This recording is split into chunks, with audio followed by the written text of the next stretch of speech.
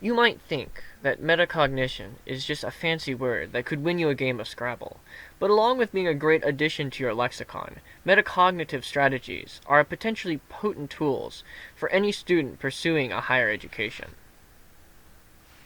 In a nutshell, metacognition is about understanding how you learn as an individual, with many of the strategies that we'll expound upon later centering around developing personal awareness regarding the learning process.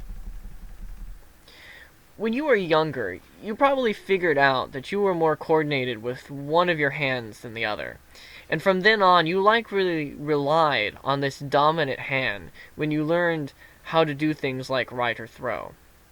And just as someone who is left-handed wouldn't try and learn how to draw with their right hand, understanding your unique learning style is an important first step in retaining new knowledge.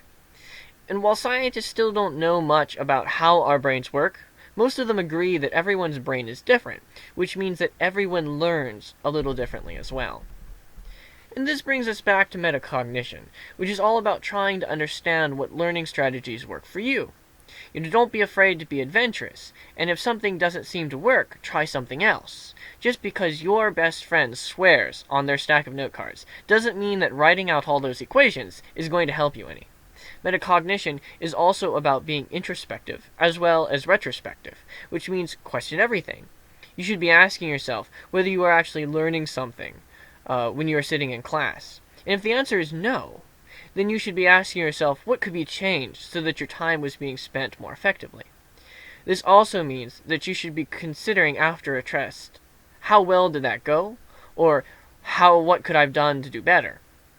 Always be thinking about your learning journey.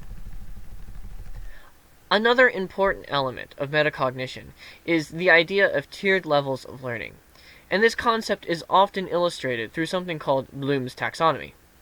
Bloom's taxonomy organizes the different levels of learning from least difficult and most common to least common and hardest to obtain. At the bottom of Bloom's pyramid is remembering, which may be a common expectation in many courses, but is also the shallowest form of learning. Moving upwards through the taxonomy, next comes understanding, then applying, followed by analyzing, evaluating, and creating. Perhaps consider pausing the video at this point to read a little more about each level of Bloom's taxonomy, and as you read, try and figure out what level you think you are currently in your courses, and also consider what level you think you would need to obtain in order to pass or excel in a college course. If your grade school was anything like mine, I could do pretty well only reaching the first or maybe second level of Bloom's taxonomy. This meant that I could remember the formulas or definitions given to me, and sometimes I even understood what they meant or how to use them. And at least in my case, the important distinction between grade school and college was that I needed to do more than simply remember and occasionally understand a topic to get the same kinds of grades. For the collegiate environment, it is often also necessary to be able to apply information to solve different kinds of problems in unexpected or unforeseen ways. Occasionally, I also find that it is necessary to be able to analyze, which requires the interconnection of ideas and concepts that might not have been explicitly introduced in any single course. Taking a look again at Bloom's taxonomy, it is important to understand that this is not like levels in a video game. Rather, this is a continuum of learning that you might want to keep in the back of your mind as you continue your learning journey. While I personally find myself often at the apply or analyze level in many of my college courses, you might be asked to evaluate or even to create in another course.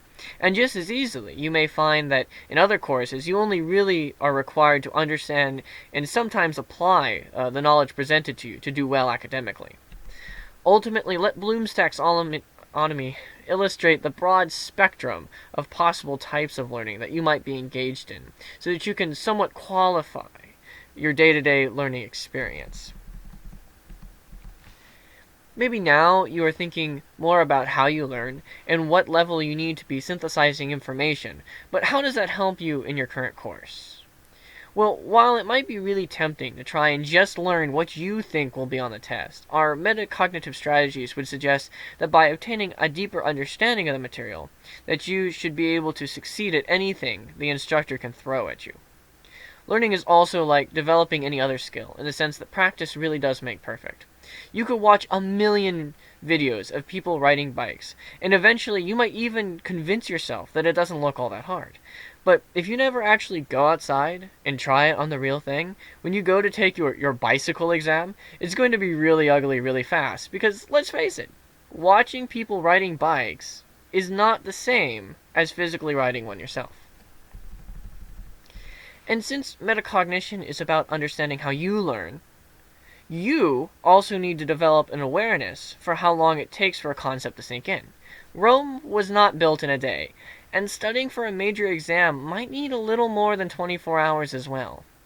Give yourself every opportunity to succeed by making sure you have enough time to adequately prepare. This might mean that you need to schedule regular studying periods, or that you need to force yourself to start an assignment well before the due date. It's also understandable that life can be very busy and chaotic, but setting aside time to go over material after you have learned it in class might save time later when you need to study for that test. Hopefully, you have some new ideas about how you can be more successful in your classes by applying metacognitive strategies, but also keep in mind that this video only touched the tip of the iceberg when it comes to metacognition, so make sure to explore other sources and find other opinions about strategies for success. But thanks for watching our video.